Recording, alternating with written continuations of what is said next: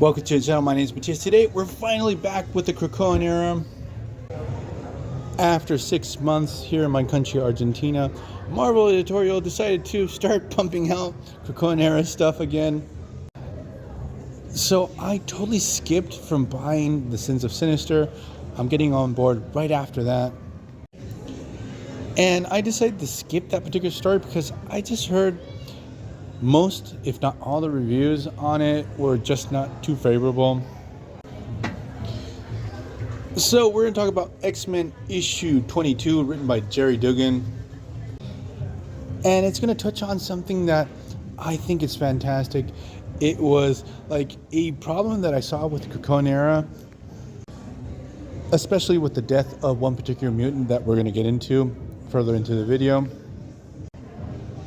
It's not just one death, the many deaths of that character. So this issue actually starts off with Omega Sentinel and one of the members of Horticulture, and she gives Omega like this little pen drive with it has information on Krakoa medicine and that it seems to be very vulnerable to being biohacked. So this is going to be pure gold for Orchis. They're going to take advantage of the situation. And actually, in the next couple of pages, we're going to see MODOK and the other heads of Orchis do experiments on this.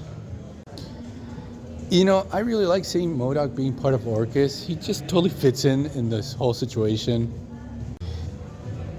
He's not a character that you see pop up too much in the X-Men side of the Marvel Universe. So what I discovered while I was reading this issue, that Orchis has now created this whole branch that it's dedicated to anti-mutant propaganda, and the head of this part of Orchis is Judas Traveler, a 90s era Spider-Man villain. But it's just really weird to see Judas Traveler pop up in the X-Men series. But it seems that he's doing a pretty good job because Orchis has set up like these tents across the city where they offer to cure mutants of their powers and just to become humans again. So what we see in the story is that we have a mutant that wants to be cured of his powers. He goes into one of these tents and they're not giving a cure. They're like hacking and slashing them and just dissecting them. It's a very gruesome situation. So in the nick of time, the X-Men arrive. They rescue this young mutant. They start battling against Orchis forces when we get to see Orchis's newest Sentinel, that it's freaking awesome. And at least for me, a pure stroke of genius for Duggan, because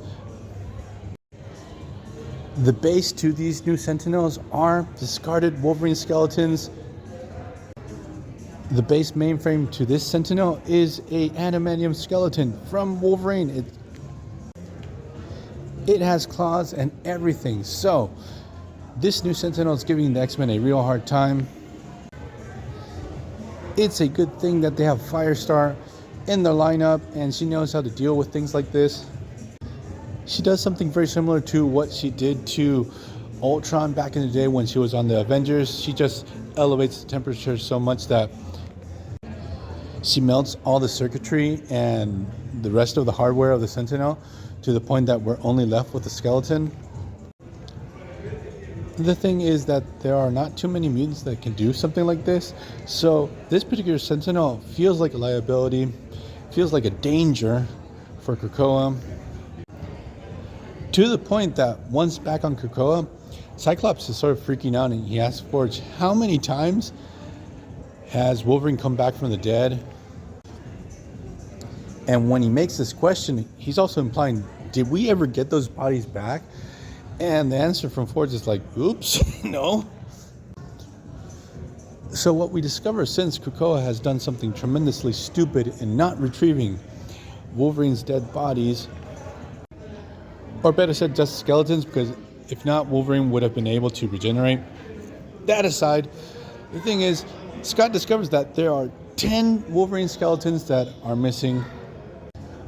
So this really illustrates the short-sightedness that Krakoa had with the resurrections, especially with Wolverine, and that they just wouldn't go out and find his skeletons, that they had this vat of adamantium on tap every time Wolverine would come back. They just would pump him up with new adamantium.